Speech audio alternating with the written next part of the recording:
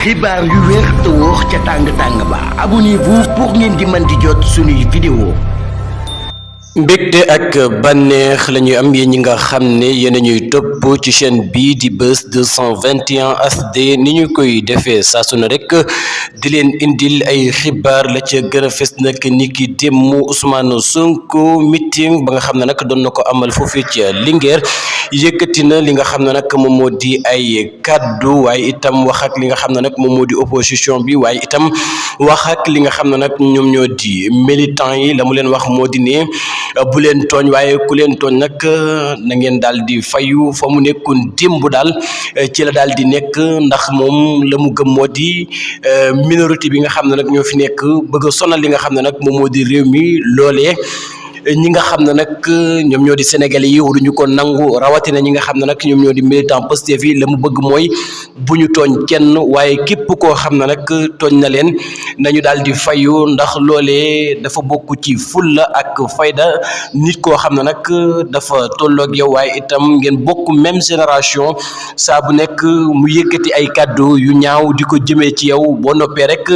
dangaa daal di ñàkk li nga xam ne nag moom moo di fayda comme nag la mu bëgg moo di bu kenn tooñ kenn waaye itam képp koo xam ne tooñ na la boo mënee fayu na nga daal di fayu moo taxit moom du muñal dara li nga xam ne nag moom moo di opposition bi ndax ñoom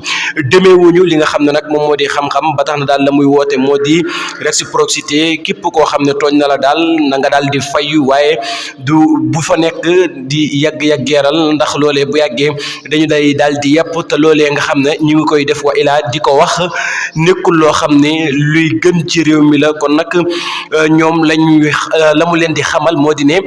danañ leen dóor ci li nga xam ne nag moom moo di terrain bi ba ñu xam ne dóor nañu leen waaye itam duñu leen bàyyee noonu bu ñu demee ci la nga xam ne nag moom moo di 17 novembre danañ leen dóor ba ñu tëdd ci la nga xam ne nag moom moo di urne kon nag moom Ousmane Sonko jamono ji mën nañoo wax ne bàyyilul dara li nga xam ne nag moom moo di opposition bi ginnaaw bi nga xamee ne nag kii di Anta Babacar Ngom akise na ko wax ne moo daal di attaqué li nga xam ne nag moom moo di convoi wam mu di ay ndaw yu Pastef ba tax na mu jébbal ko li nga xam ne nag moom moo di ab plainte moom njiital Pastef Ousmane Sonko leader bi nga xam ne nag moom moo di leader bu Pastef daal dinay addu ci mbir mu ne mel dootul muñal kenn képp koo xam ne nag tooñ nga ko rawatina ñi nga xam ne ñoom la séqal langue politique gi dana ko jëflante ki yéen ba mu saf sàpp waaye nag moom du tooñ kenn képp koo xam ne nag tooñ nga ko du la bàyyee noonu ndax loole nag bu la ca bàyyee da ngay jàpp ne moom jëmmam joojee ab nooy neex la ba lépp loo jekku wala sax wax ju ñaaw joo jekku rek daal di koy wax jëmee ko ci ñoom te fàttali leen nag nañu bàyyi wax ji nga xam ne nag ñu ngi koy wax jëmee ko ci li nga xam ne moom moo di wàllum xeet loolee rek la daal di woote moom Ousmane Sonko kon nag moom réciprocité ci la daal di woote.